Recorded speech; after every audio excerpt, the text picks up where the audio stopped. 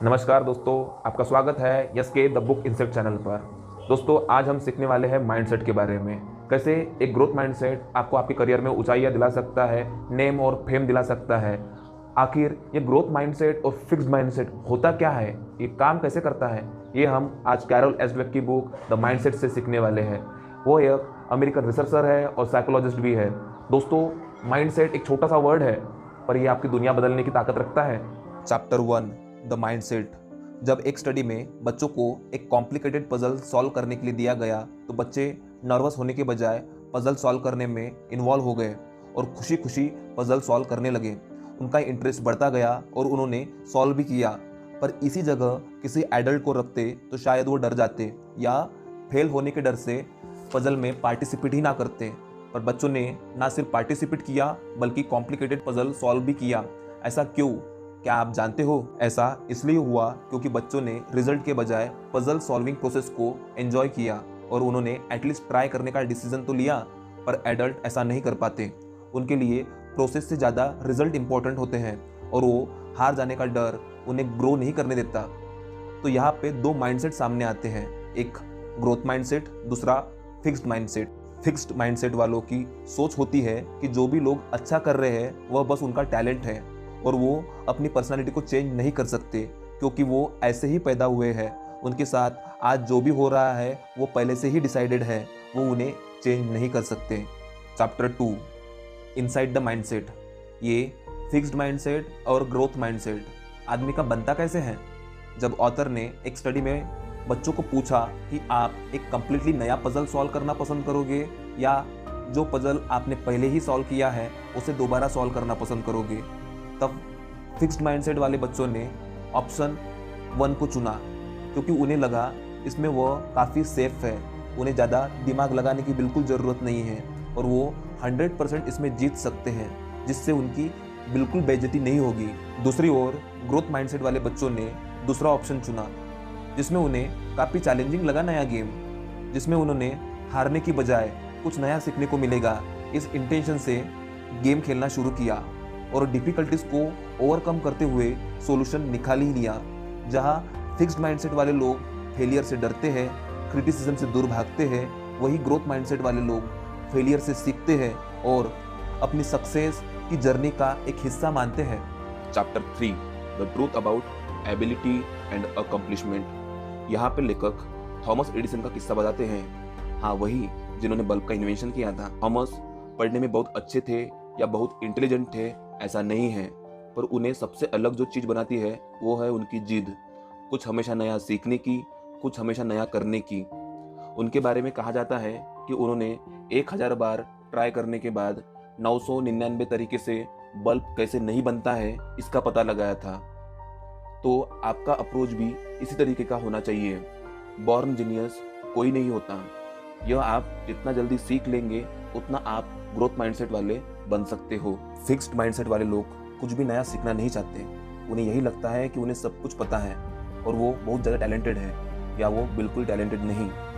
पर growth mindset वाले लोग अपने आइडियल पर्सनैलिटी के बारे में पढ़ते हैं, उनके रास्ते पर चलने की कोशिश करते हैं, उनके हार्ड वर्क की कदर करते हैं और हर प्रॉब्लम्स को एज ए चैलेंज लेते हैं। Chapter 4 sports the mindset of champion.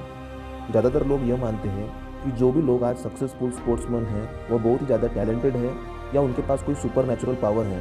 और सच्चाई तो यह है कि लाइफ हो या स्पोर्ट्स, बार बार प्रैक्टिस और कंसिस्टेंट एफर्ट से ही बेहतर बनाई जा सकती है। मोहम्मद अली जो ग्रेट बॉक्सर रह चुके हैं, उनके पास ना ग्रेट फिजिक थी ना ग्रेट बॉक्सिंग मूव्स, पर उनके पास एक चीज़ ग्रेट थी, वह था उनका दिमाग। वो अपने कंपटीटर के दिमाग से खेलते थे। वो बस रिंग में ही नहीं तो रिंग के बाहर भी इंफॉर्मेशन अपने अपोनेंट के बारे में रखते थे। आपकी मेंटल स्ट्रेंथ आपके फिजिकल स्ट्रेंथ पर हमेशा भारी पड़ती है। पहले आप अपने दिमाग में जीतते हो, फिर फिजिकल वर्ल्ड में। तो ग्रोथ माइंडसेट वाले लोग ऐसे ही खेलते हैं और चैंपियन बनते हैं। Chapter 5 business mindset and leadership. एक सक्सेसफुल बिजनेसमैन बनने के बाद आपको कुछ सीखने की ज़रूरत नहीं होती, ऐसा नहीं होता। बहुत सारे बिजनेसमैन बस मुझे सीखने की क्या ज़रूरत है, मैं सब कुछ जानता हूँ, यही फिक्स्ड माइंडसेट से बिजनेस का लॉस करवाते हैं और बस अपने ईगो की वजह से पूरी कंपनी बर्बाद कर डालते हैं।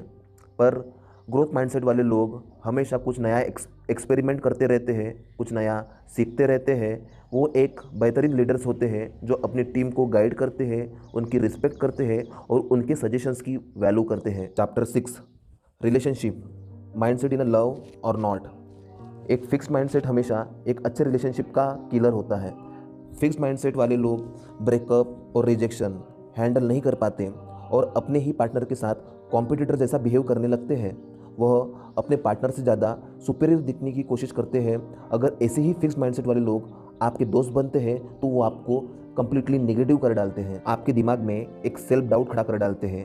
इससे बचने का एक ही तरीका है, आप जल्द से जल्द फिक्स्ड माइंडसेट वाले दोस्तों के फ्रेंड सर्कल से बाहर निकलिए और ग्रोथ माइंडसेट वाले लोगों की तरह सोचिए। अपने दोस्त या पार्टनर के साथ खुल के बात करें बिना किसी ईर्ष्या के और आने वाले हर प्रॉब्लम्स में एक दूसरे के साथ मजबूती से खड़े रहे, एक दूसरे को समझने की पूरी कोशिश करें। Chapter 7, parents, teachers and coaches, where do mindset come from. अक्सर पेरेंट्स अपने बच्चों को जितना सिखाते हैं, जितने पर प्राउड फील करते हैं, बच्चों के टैलेंट की तारीफ करते हैं, पर आपको पता है ये सारी बातें उसे फिक्स्ड माइंडसेट वाला इंसान बनाती है। जबकि आपको अपने बच्चों के ग्रोथ माइंडसेट को डेवलप करना था, पर आप कंप्लीटली अपोजिट करते हो। आपका बच्चा जब नहीं जीतेगा तो आप उनकी तारीफ नहीं करोगे, आपको उनके ऊपर प्राउड फील नहीं होगा। यह प्रेशर अल्टीमेटली बच्चों पर बिल्डअप होना चालू हो जाता है। ऐसी सिचुएशन में बच्चा पार्टिसिपेट ही नहीं करता या खुद को आपकी नज़र में विनर दिखाने के लिए झूठ बोलना चालू कर देता है। कुछ ऐसी ही गलती टीचर्स और कोचेस भी करते हैं। वह भी जो बच्चे पढ़ने में अच्छे होते हैं उनकी तारीफ करते हैं, उन्हें अलग बिठा के पढ़ाते हैं। वो मानते हैं जो बच्चे पढ़ने में अच्छे हैं वही अच्छा स्कोर कर पाएंगे और बाकी बच्चों पर ध्यान ही नहीं देते। ऐसे फिक्स्ड माइंडसेट वाले टीचर बच्चों में भी फिक्स्ड माइंडसेट डेवलप करना चालू कर देते हैं। जो बच्चे पढ़ने में अच्छे हैं वो खुद को टैलेंटेड मानना चालू कर देते हैं और सिर्फ पढ़ते हैं, कुछ नया नहीं सीखते। और जो बच्चे पढ़ने में अच्छे नहीं होते वो सोचते हैं कि वो कभी पढ़ ही नहीं पाएंगे, पढ़ाई उनके लिए बनी ही नहीं है। पर ग्रोथ माइंडसेट वाले टीचर यह जानते हैं कि हर बच्चा लाइफ में पढ़ सकता है, शायद उसके पढ़ने का तरीका अलग हो सकता है। वो टीचर अपने पढ़ाने का तरीका चेंज करता है और बच्चों को काबिल बनाता है और कमज़ोर स्टूडेंट भी ग्रोथ माइंडसेट वाला बन सकता है। Chapter 8, changing mindset. तो क्या हम अपना माइंडसेट चेंज कर सकते हैं? क्या हम अपने फिक्स्ड माइंडसेट को ग्रोथ माइंडसेट में शिफ्ट कर सकते हैं? हाँ बिल्कुल, पर इसे शिफ्ट करना इतना आसान भी नहीं है, क्योंकि फिक्स्ड माइंडसेट आपको सक्सेसफुल दिखाता है, एक आइडियल पर्सन दिखाता है।